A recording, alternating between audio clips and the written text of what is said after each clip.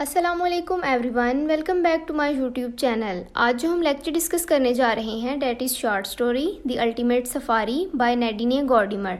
इस लेक्चर में हम राइटर का इंट्रोडक्शन, समरी, करैक्टर्स, थीम्स और सिंबल्स डिस्कस करेंगे। तो चलिए स्टार्ट करते हैं। स्टोरी स्टार्ट करने से पहले हम राइटर का इंट्रोडक्शन पढ़ लेते हैं, जैसा कि हम पहले भी पढ़ते हैं। हमारी जो राइटर है नैडिने गॉर्डिमर, ये पैदा हुई थी 1923 में और ये साउथ अफ्रीकन राइटर हैं और ये पॉलिटिकल एक्टिविस्ट भी हैं। और इनकी जो राइटिंग है ये डील करती है मॉरल और रेशियल इश्यूज़ को, जो कि उस वक़्त अफ्रीका में चल रहे थे। और ये एपार्थाइड मूवमेंट के खिलाफ थी और इन्होंने एंटी एपार्थाइड मूवमेंट में बहुत ज़्यादा, हम कह सकते हैं, इंपॉर्टेंट रोल प्ले किया। और हम ये कह सकते हैं कि इनकी जो राइटिंग है वो डील करती है एंटी एपार्थाइड मूवमेंट से और जो उस वक़्त अफ्रीका में मॉरल और रेशियल इश्यूज़ चल रहे थे उनसे। राइटर का इतना इंट्रोडक्शन काफ़ी है। अब चलते हैं हम अपनी स्टोरी की तरफ। ये जो स्टोरी है द अल्टीमेट सफारी, ये जॉनरा में एक शॉर्ट स्टोरी है और इसका राइटिंग स्टाइल प्रोज होता है और इसके वर्ड्स की रेंज 1000 से 20,000 वर्ड्स के राउंड अबाउट होती है। और इस स्टोरी की जो टोन है वो सैड है और इस स्टोरी में जो नरेशन यूज़ की गई है वो है फर्स्ट पर्सन नरेशन। और इस स्टोरी का पर्पस क्या है? बेसिकली राइटर हमें इस स्टोरी के थ्रू ये बताना चाहती है कि जंग के दौरान जो अफ्रीका के एक छोटे से गाँव के लोग थे, जो गाँव का नाम है मोज़ाम्बिक, वहाँ के जो लोग थे उन्होंने कौन कौन सी सिचुएशन को फेस किया और उनके एक्सपीरियंसेस क्या थे और उन्होंने कौन से मसाइल को झेला, उनकी मुश्किलात क्या थीं,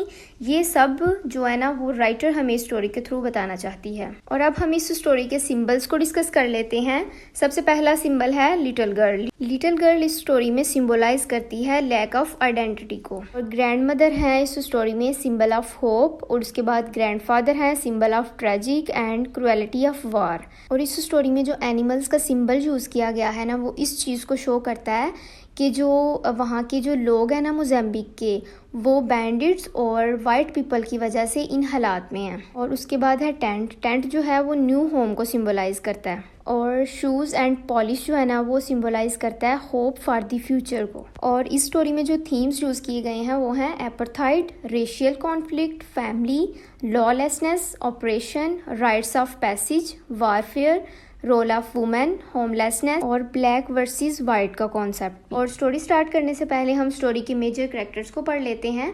सबसे पहले मेजर कैरेक्टर है दी बैंडिट्स का। बैंडिट्स जो है ना वो नरेटर के विलेज पर हमला करते हैं और उनको कहते हैं कि वो ये जगह छोड़ दें। उनको फोर्स करते हैं कि वो ये जगह छोड़कर चले जाएं, क्योंकि वो ये चाहते हैं कि बस उन्हीं की हुकूमत हो उस जगह पे।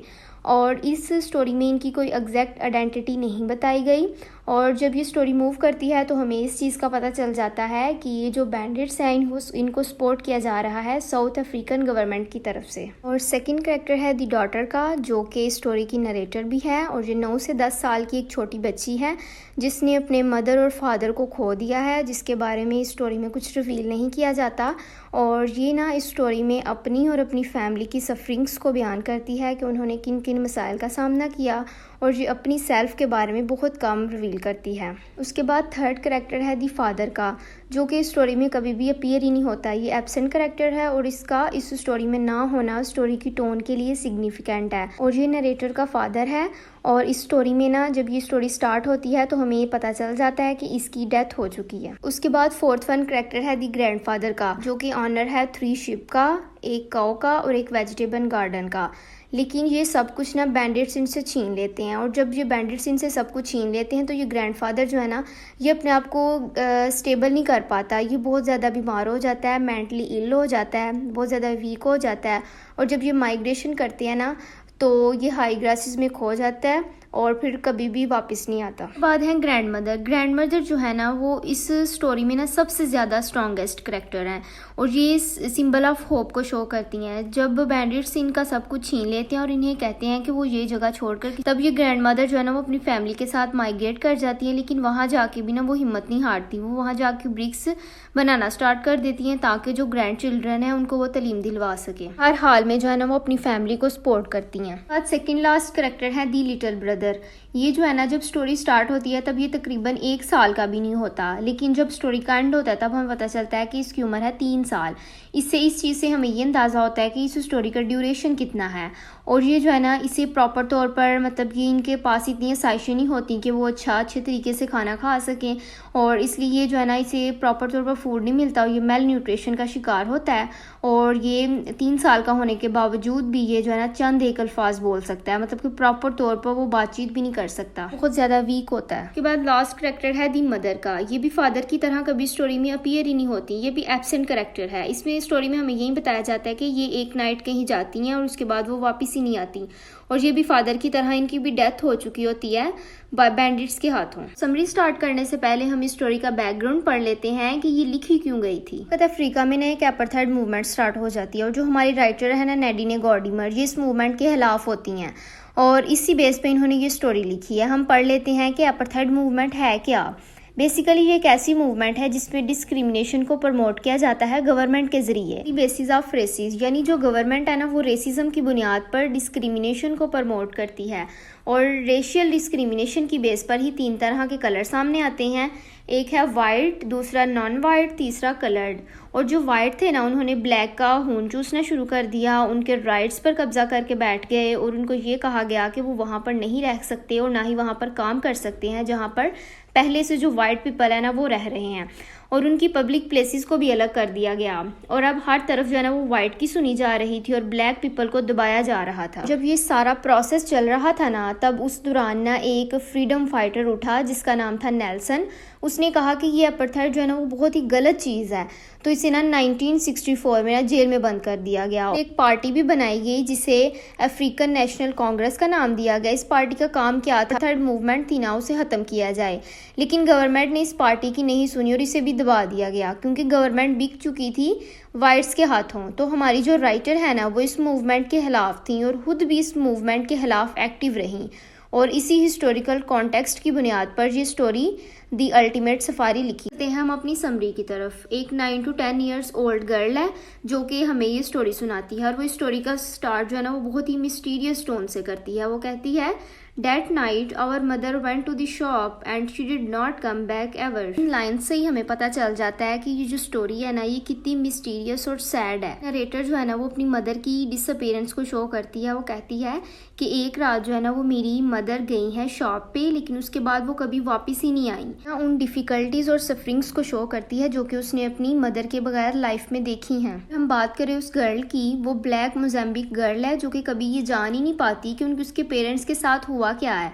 अगर वो जिंदा है तो वो कहाँ जिंदा है, अगर वो मर चुके हैं तो वो कहाँ मरे हैं, किसने मारा है उन्हें। ये जो पेरेंट्स हैं ना, वो स्टोरी स्टार्ट होने से पहले ही मर चुके हैं, ठीक है, और वो बैंडिट्स के हाथों मरे हैं, ठीक है। इस स्टोरी के स्टार्ट में हमें बता दिया जाता है कि इसके जो पेरेंट्स हैं ना, वो बैंडिट्स के हाथों मर चुके हैं। नरेटर हमें बताती है कि जो बैंडिट्स हैं ना, वो इनके विलेज पे हमला कर देते हैं और इनको फोर्स करते हैं कि वो ये जगह छोड़ दें। वो ऐसा क्यों कर रहे हैं, क्योंकि वो यही चाहते हैं कि बस उनका कब्जा हो उस जगह पे, ठीक है, कोई भी वहाँ पे उनको रोकने टोकने वाला ना हो, वो जो चाहे जैसा चाहे वो वैसा करें। वो उनको बहुत ज़्यादा फोर्स करते हैं कि वो इस जगह को छोड़कर चले जाएं। स्टोरी में एक चीज़ बहुत ज़्यादा इंटरेस्टिंग है कि इस स्टोरी में ना किसी भी करैक्टर का नाम नहीं मेंशन, ना कोई नाम नहीं बताया गया हमें। अगर हम डॉटर की बात करें, जो नरेटर है उसका नाम भी जस्ट है दी डॉटर। अगर हम उसके पेरेंट्स की बात करें तो उनका भी नाम है दी मदर, दी फादर, प्रॉपर तौर पर उनका नेम मेंशन नहीं है स्टोरी में। उसके बाद अगर हम उसके ग्रैंडफादर या ग्रैंड मदर की बात करें तो उनका नाम भी just the grandfather, the grand mother, और उसके जो ब्रदर है उसकी बात करें तो दी ब्रदर के नेम से ये मेंशन है स्टोरी में, मतलब कि प्रॉपर तौर पर उनका नाम मेंशन नहीं है।